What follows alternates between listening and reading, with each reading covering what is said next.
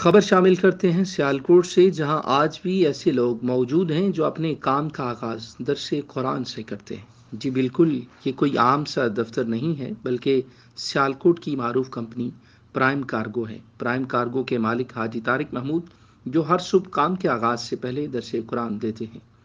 جس میں ان کے تمام ورکر شامل ہوتے ہیں، وہ انہیں قرآن و حدیث کا درس دیتے ہیں۔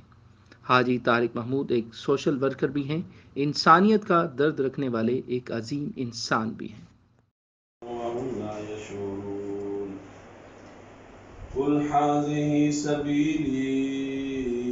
أدعو إلى الله على بصيرة أنا ومن اتبعني وسبحان الله وما أنا من المشركين وما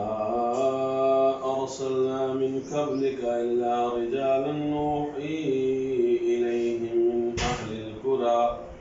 أفلم يسيروا في الأرض فينظروا كيف كان دار الآخرة خير للذين اتقوا أفلا تعقلون حتى إذا استيأس الرسل وظنوا أنهم قد كذبوا جاءهم نصرنا فنجي من نشاء ولا يرد بأسنا عن القوم المجرمين لقد كان في قصصهم عبرة لأولي الألباب ما كان حديثا يفترى ولكن تصديق الذي بين يديه وتفصيل كل شيء وهدى ورحمة لقوم يؤمنون صدق اللہ العظیم۔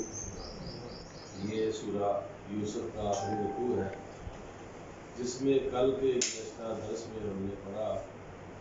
اور بہت سی نشانیاں ہیں آسمان اور زمین میں،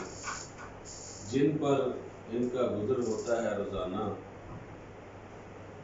مگر وہ غور و فکر نہیں کرتے۔ تو اس میں چند ایک نشانیوں کا ہم نے تذکرہ بھی کیا تھا۔ ویسے تو یہ اتنی زیادہ ہے کہ اللہ رب العزت کی ذات اتنی عظیم الشان ہے کہ سورہ رحمان میں آتا ہے کل یوم هو فی شأن، وہ ہر روز ایک نئی شان سے ہوتا ہے،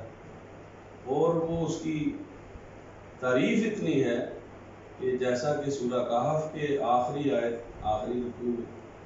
اور اسی طرح ایک اور سورہ میں یعنی سورہ بقرہ میں اللہ تعالیٰ فرماتے ہیں کہ اگر سارے سمندر سیاہی بن جائے اور جن و انس سارے کے سارے لکھنے بیٹھ جائیں اور جتنے درخت ہیں ان کی ساروں کے کلمے بن جائیں تو لا نفدت کلمۃ ربک، تیرے رب کی باتیں ختم نہیں ہوتی۔